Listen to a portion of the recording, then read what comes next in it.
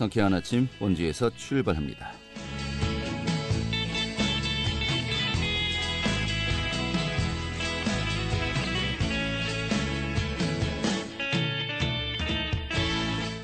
안녕하십니까. 7월 21일 수요일 아침 인사드리겠습니다. 상쾌한 아침 원주에서 출발합니다. 진행의 한태호입니다.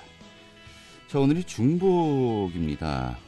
또 그간의 찜통더위 정말 절정을 달할 것으로 보이는데요. 오늘 원주 지역의 한낮 기온이 34도까지 치솟으면서 올해 들어 최고 기온을 경신할 것으로 보입니다.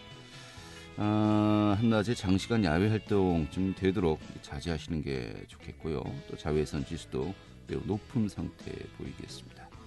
자, 말 그대로 한마디로 더운 그런 날이 될 것 같습니다. 자, 오늘 준비한 소식 살펴보도록 하죠. 이 원주 아카데미 극장의 시 매입이 결정되었습니다. 하지만은 여러 가지 이 보수 공사에 필요한 예산 집행 등이 좀 시간이 걸릴 것으로 보이면서요. 실제 사용은 2023년도에나 가능할 것으로 보인다고 하는데 지금 어떤 상황인지 전반적인 내용 살펴보는 시간 준비했습니다. 또 한국광해관리공단이 연탄 쿠폰을 이 에너지 빈곤층에게 지급하고 있는데요. 그 소식과 함께 또 평창군이 국민의 날을 맞아서 국민 대상의 주인공을 찾는다고 합니다. 이 소식도 함께 살펴보도록 하죠.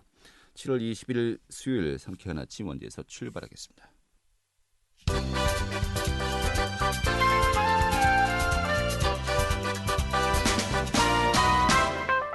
오늘의 주요 뉴스입니다. 신입생 미달 등을 놓고 책임론에 휩싸였던 상시대학교 정대화 총장의 사퇴가 결정됐습니다. 상시대학교는 어제 정기이사회를 열고 지난달에 정 총장이 제출했던 총장 사직서를 수리했다고 밝혔습니다. 대학 측은 정 총장의 사퇴에 따른 후속 대책 논의에 돌입하고 구성원들이 합의를 통해 총장을 선출하겠다고 전했습니다. 원주 권역별 복합체육센터의 건립이 속도를 내고 있습니다. 원주시는 전 지역의 생활체육 인프라 구축을 위해서 동권역과 서권역, 남권역 등 이 권역별 복합체육센터를 잇따라 건립한다고 밝혔습니다. 시는 시민들의 건강 중지는 물론이고 정지 여건 개선과 지역 경제 활성화 등에도 도움이 될 것이라고 밝혔습니다. 오늘부터 내달 18일까지 전국의 대형마트와 온라인 마켓에서 강원도 농산물 소비 촉진을 위한 기획 특판 행사가 열립니다. 행사 기간엔 채소류 20여 품목과 과일, 곡류, 축산물 등이 판매됩니다. 이 강원농협은 이번 행사를 통해서 농산물의 소비가 확대되고 농업인들에게 도움이 되길 기대한다고 밝혔습니다. 오늘의 주요 뉴스였습니다.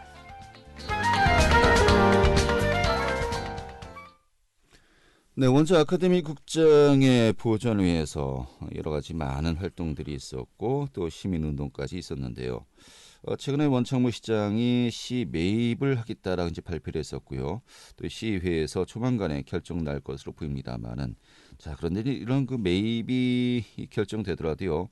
실제로 이 아카데미 극장을 사용하는 것은 약 2년 뒤 2023년도에나 가능할 것이다라는 또 예상이 나오고 있는데 좀 전반적인 내용 살펴보도록 하겠습니다. 원주 영상미디어센터의 변혜원 센터장 자리했습니다. 어서 오시죠. 반갑습니다. 네, 반갑습니다.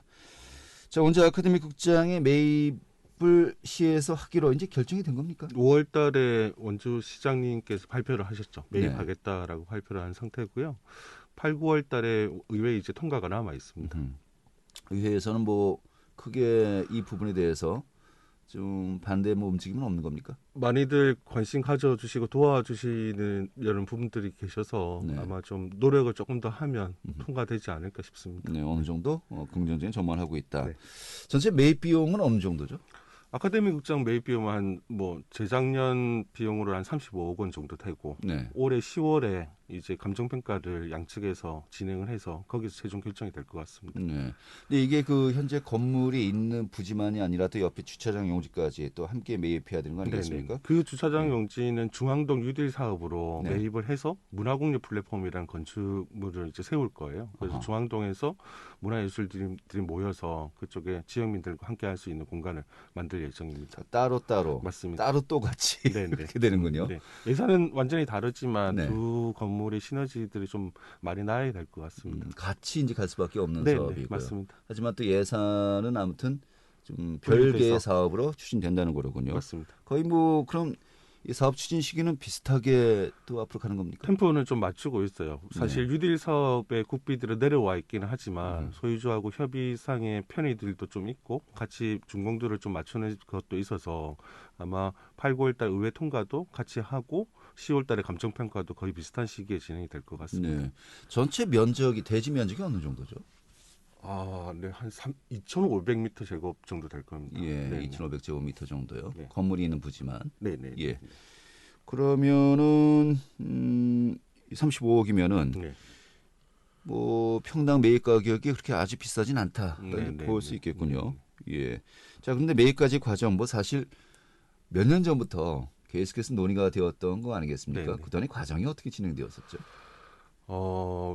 시에서는 그래도 전격적으로 고민을 해서 문화재청에서 있었던 근대육사 문화공간 재생 사업으로 매입을 하려고 했었죠. 네. 그 사업이 아카데미만 하는 건 아니고 가톨릭센터, 원동성당 이런 근대화 건물들을 묶어서 근대화 지구를 만드는 거죠. 근데 그게 두 차례에 걸쳐서 신청을 하긴 했지만 계속 실패하면서 네. 아카데미 극장 자체도 매입이 이제 불가능하게 되고 올해 2월달에 시에서 별다른 이렇게 방편을 못 내면 소유주는 어쩔 수 없이 다른 방법을 선택할 수밖에 없다라고 심지어는 뭐 대형 카페를 짓겠다 뭐 그런 얘기도 있었습니다. 그런 소문도 있었던 것 같습니다. 예. 네, 그런 얘기들을 좀 하다가 시민들께서 요것들은 좀 아카데미 정도는 보존해야 되지 않겠느냐라는 의견들이 좀 있어서 모금 운동으로 좀 진행이 됐었고 시에서도 시민들의 열망들을 좀 받으셔서 매입하겠다라고 결정해 주신 것 같습니다. 네. 아카데미 극장이 보존에 대한 필요성 뭐 다든지 공감했습니다만은 이것을 어떠한 예산으로 어떻게 충당할 것인가. 사실 처음에 이제 국비를 확보해서 이 사업을 추진하는 것이 가장 뭐 이상적이기 때문에 네네. 뭐 그렇게 추진했었습니다만은 그게 이제 무산되고 네네. 결국은 자체 예산을 들여서 맞습니다. 좀 매입을 하게 되고요. 또 이제 그 보수 비용은 도에서 하기로 지원하기로 한 네, 거죠. 뭐 대략 매입 발표할 즈음부터 도하고 보수 비용에 대한 의견들은 어느 정도 교감이 있었던 것 같습니다. 네, 큰 틀에서 네, 매입 비용 35억은 시에서 부담하고 네네. 한 20억 원 정도가 네, 보수 보수 비용들을- 비용은 이제 도에서 네네. 지원하기로. 네, 이 큰 틀에서는 그렇게 이제 정리가 된 거죠. 네네. 예. 자, 그런데 뭐 시의회에서 이번 8, 9월쯤에 그 승인이 날 것은 이제 긍정적인 네네. 예상을 하고 있는데 이게 바로 또 매입이 이루어지는 아닌 것 같기도 하고. 그렇죠. 예. 올해는 추경 예산으로 가계약을 좀 맺고요. 그래서 10월 달에 감정평가가 끝나면 나머지 금액을 내년 1월 본 예산에서 지출을 하면서 완전 매입이 끝나는 거죠. 그래서 네. 내년 1월이 행정상으로 매입이 완료되는 시점으로 보고 있습니다. 네. 자, 근데 그러면 여기에서 일반 상식적으로는 내년 1월에 매입이 확정되고 어느 정도 그 진행이 되면은 바로 이렇게 그 보수를 해서 네, 사용할 수 있는 거 아닌가라고 네, 생각을 하기 쉬운데 맞습니다. 그게 그렇지가 않다면서요. 그러니까 저희들 바람도 그렇고 그렇긴 한데 도청의 입장은 아직 완전히 시의 소유가 아니기 때문에 보수 비용을 내년에 책정하기가 힘들다라는 입장이세요. 예, 그러니까 예.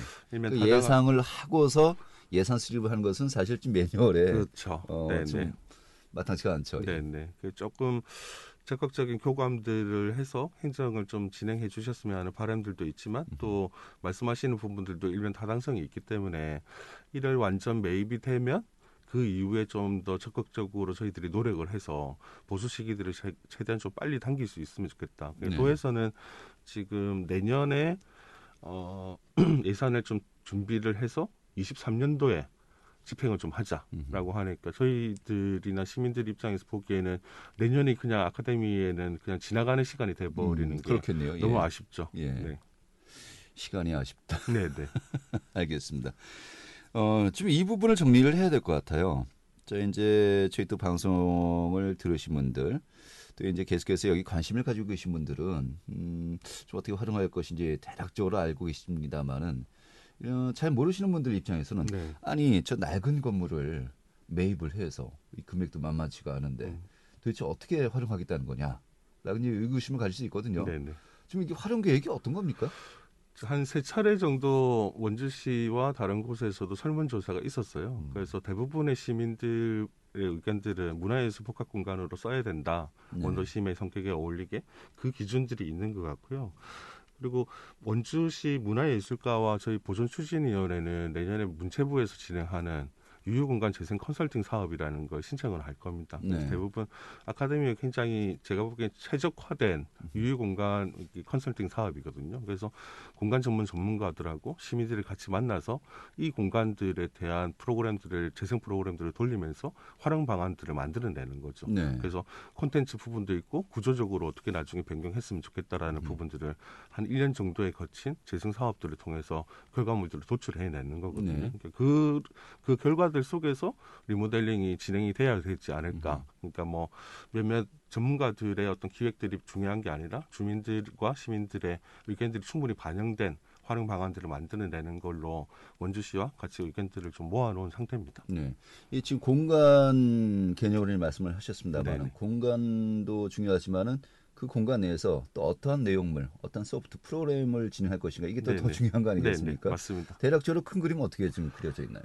영화관의 전통성은 어쩔 수 없이 살리겠죠. 그리고 재작년에 저희들이 안녕 아카데미에서 진행했던 것처럼 극장성이라는 특징들, 영화, 연극, 그리고 주민 커뮤니티라는 부분들이 원래 아카데미 극장에서 진행되어 온 부분입니다. 그리고 네. 지금 원도심에서도 그런 공간들을 요구하고 있고요. 이게 그 큰 틀 속에서 콘텐츠와 공간 배치들이 이루어지지 않을까 예상은 하고 있습니다. 네.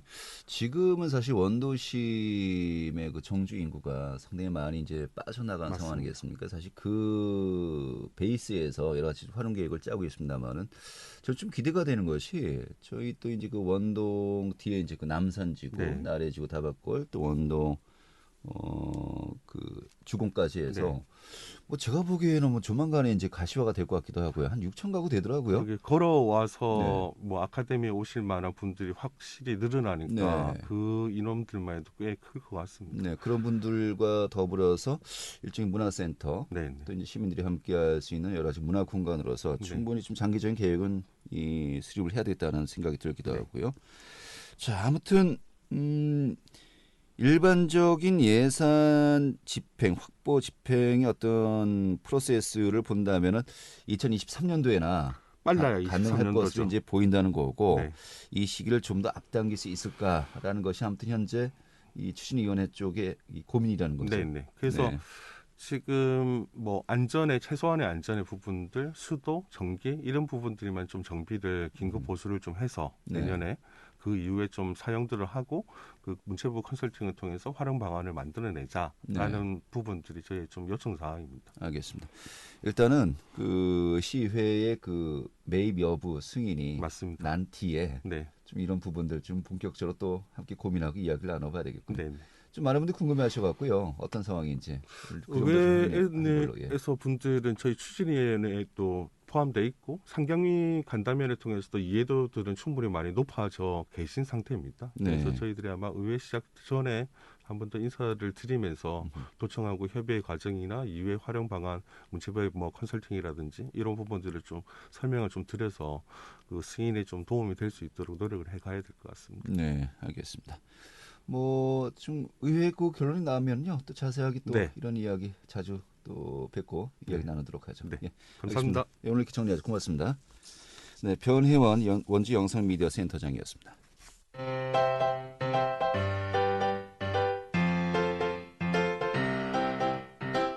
KBS 원주방송국이 유튜브 다시 듣기 서비스를 실시합니다.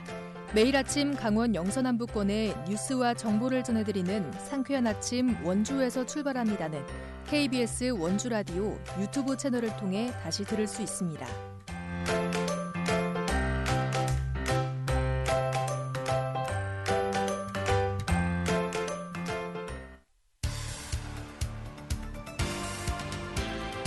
알찬 정보, 생생한 현장의 소식을 전해드립니다.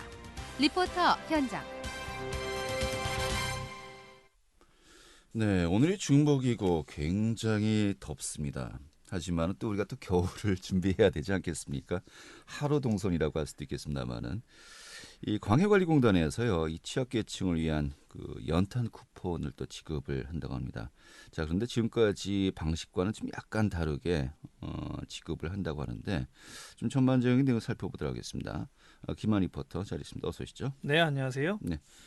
자, 현재 광해관리공단에서 연탄 쿠폰 신청을 받고 있군요. 네, 맞습니다. 한국광해관리공단이 취약계층과 소외계층들을 대상으로 연탄 쿠폰을 지급하는데요. 이것에 대해서 현재 신청을 받고 있습니다. 이번 달인 7월 30일까지 신청을 받는다고 하는데요. 작년과 다르게 이 쿠폰은 전자카드의 형태로 발급이 된다고 합니다. 2006년도 기준 연탄 한 장의 가격이 184원이었는데요. 현재는 연탄 한 장에 639원입니다.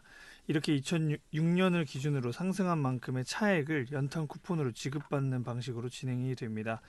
연탄 쿠폰 신청 대상자는요, 연탄 보일러를 사용하는 기초생활수급자와 차상위 계층, 중위소득 52% 이하의 가구와 소외계층에 포함되시는 시민분들이 대상입니다. 자세한 이야기 한국광해관리공단 석연탄 산업지원단 윤석호 팀장의 목소리로 듣겠습니다. 연탄 쿠폰 사업은 연탄을 사용하시는 저소득층의 부담 완화를 위하여 2008년부터 연탄 가격 인상 차익분만큼을 쿠폰으로 지원하는 사업입니다.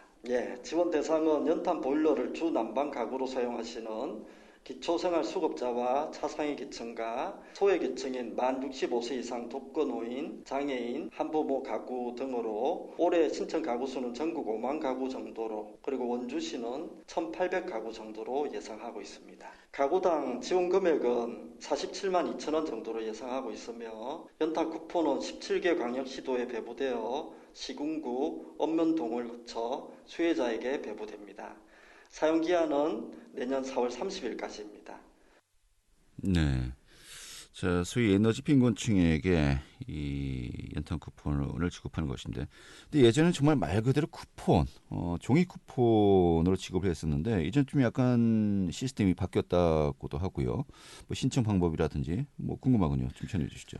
네, 아까 말씀드린 것처럼 연탄 보일러를 사용하는 기초생활수급자와 차상위 계층, 중위소득 52% 이하의 가구와 소외계층인 만 65세 이상 독거노인, 장애인, 한부모 가구 등의 대상자들은요, 해당 지자체인 읍면동 사무소를 방문하셔서 직접 신청을 하셔야 합니다. 이번에는 연탄 쿠폰을 전자카드로 발급한다고 말씀드렸는데요. 이전에는 그냥 종이로 된 쿠폰을 업체에 직접 제출하고 연탄 배달을 받는 형식이었다고 합니다. 그러다 보니까 해가 지나거나 그 해에 연탄이 필요한 상황이 생겼을 때의 불편함도 있었고요. 얼만큼의 연탄이 사용되고 있는지, 얼만큼의 연탄이 남아있는지 집계도 일일이 해야 하는 번거로움이 있었다고 합니다. 전자식 쿠폰이다 보니까 비대면으로 지원이 가능한 행정 업무들이 간소화될 것으로 기대하고 있습니다. 이전에 계속 진행해오던 에너지 빈곤층 가구 조사라는 게 있습니다. 연탄을 사용하는 에너지 빈곤층 가구들의 현황 조사와 연탄 사용 지역 등의 조사를 실시해서요, 연탄 지원이 누락되는 가구가 없도록 하기 위한 조사인데요. 이번에 새로 발급되어지는 연탄 쿠폰은 전산으로 처리가 가능하기 때문에 누락되는 가정의 집계가 편해지고 복지의 사각지대에 놓인 가구들의 파악을 빠르게 도울 것으로 예상됩니다. 윤석호 팀장의 목소리로 이어듣겠습니다. 올해부터는 종이 쿠폰이 아닌 전자카드로 배부하여 내년 이후까지도 계속 쓰실 수 있도록 할 예정입니다. 올해 사업이 끝나고 내년에도 지원 대상에 해당되신다고 하면 그 카드를 그대로 쓰실 수가 있습니다. 참고로 우리 공단에서는 디지털 뉴딜 정책의 일환으로 블록체인 기반 디지털 연탄 쿠폰 시스템을 구축하여 작년 대전광역시를 대상으로 시범 추진하였으며 올해 10월부터는 전국 확대 시행할 예정입니다. 종이 쿠폰은 한번 이렇게 제출하고 나면 버리는 식으로밖에 안 되는데 요거는 매년마다 이렇게 다시 쓰실 수가 있고, 그리고 그와 동시에 전자카드로 이제 사용 여부를 바로 저희 서버 쪽에서 실시간으로 이렇게 파악을 할 수가 있습니다. 해당되는 지자체 원주시에서도 이렇게 사용 안 되신 분들을 파악을 해가지고 그런 분들에게는 잊지 말고 쓰시게 이렇게 독려도 하실 수가 있고, 그런 시스템이라고 볼 수가 있겠습니다. 네. 자, 정말 그 여름에는 요즘 굉장히 무덥고 또 겨울엔 춥지 않습니까? 기본적인 냉난방은 또 삶의 질을 좌우할 수 있는 또 생존을 위해서 가장 또 기본적인 여건인 것 같습니다만은, 이런 또 제도들이 또 실질적인 또 도움이 되었으면 좋겠습니다. 알겠습니다. 이렇게 정리하도록 하죠. 잘 들었습니다. 네, 감사합니다. 네, 김하은 리포터였습니다.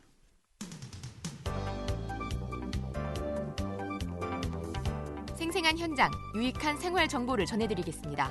KBS 원주 라디오 상쾌한 아침 원주에서 출발합니다를 함께하고 있습니다. 네, 지금 시각이 8시 50분이고요. KBS 원주방송국의 상쾌한 아침 원제에서 출발합니다. 함께하고 계십니다. 자, 평창군이 제39회 국민의 날을 맞아서요. 이 지역 발전에 기여한 개인이나 단체 등에 시상하는 이 국민 대상의 주인공을 찾는다고 합니다. 오늘 전해드리도록 하죠. 평창군 행정과의 김용희 주무관 연결하겠습니다. 여보세요? 예, 여보세요? 네, 반갑습니다. 예, 안녕하세요. 예. 자, 평창군이 이 국민 대상의 시상자를 선정한다고 하는데 먼저 예. 그 평창 국민 대상이 이게 어떤 상입니까? 예. 평창군에서는 매년 10월 7일 평창 국민의 날을 맞이하여 애양 정신과 지역의 명예를 높이고 지역 사회 발전에 기여한 개인 및 단체를 발굴하여 평창 국민으로서 자긍심을 고취하고자 국민 대상을 시상하고 있습니다. 네. 10월 7일이 이제 평창 국민의 날이고 우리가 39번째군요. 예, 맞습니다. 예. 자, 그런데 이날에 이제 시상자를 선정해서 시상을 한다는 건데 모두 6개 분야에서 대상자를 선정한다 들었습니다. 이 분야가 어떻게 좀 나뉘어져 있습니까? 분야는 우선 일반 지역 개발 부문을 비롯하여 문화 부문, 체육 부문, 향토 봉사 부문, 효행 부문, 그리고 마지막으로 농업, 축산업, 임업, 수산업 부문이 되겠습니다. 네. 뭐 국민 대상 공모 자격이 따로 있는 겁니까? 방금 앞서 말한 6개 부문에 공적이 있는 분이면 누구나 추천이 가능하고요. 추천권자는 평창군 8개 읍면장을 비롯하여 문화원장, 농업협동조합장 등과 같이 6개 분야 공적 부문과 관련한 기관의 장이 되겠습니다. 네. 그럼 모두가 이제 후보자 추천을 통해서만 이제 선정되는 겁니까? 예, 그렇습니다. 모든 대상자는 후보자 추천에 의해서만 후보자 등록이 가능합니다. 예. 그러면은 추천 신청 방법과 기간 어떻게 됩니까? 현재 후보자로 추천을 하려면 추천서, 공적서, 공적 요약서, 개인 소개서, 기타 공적을 증빙할 수 있는 자료 등을 구비하여 읍면이나 관련 기관에 추천을 받아 8월 20일까지 읍면이나 관련 기관에 제출하시고 구비서의 양식은 평창군 홈페이지 또는 가까운 읍면사무소에 비치되어 있습니다. 네. 8월 20일까지요? 예, 8월 20일까지입니다. 오늘이 7월 21일이니까 딱 한 달 남았군요. 예, 그렇습니다. 알겠습니다.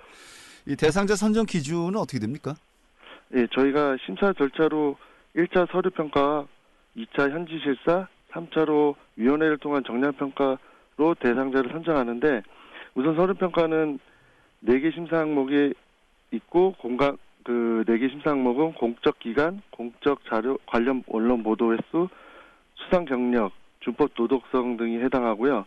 또한 그 2차 현지실사는 주민 여론 및 신망도를 알아보고 마지막 3차로 국민대상 심사위원회에서 지역 사회 발전 기여도와 사회봉사 및 선행 등 2개의 심사 항목을 해서 최종 결정하게 됩니다. 네, 알겠습니다.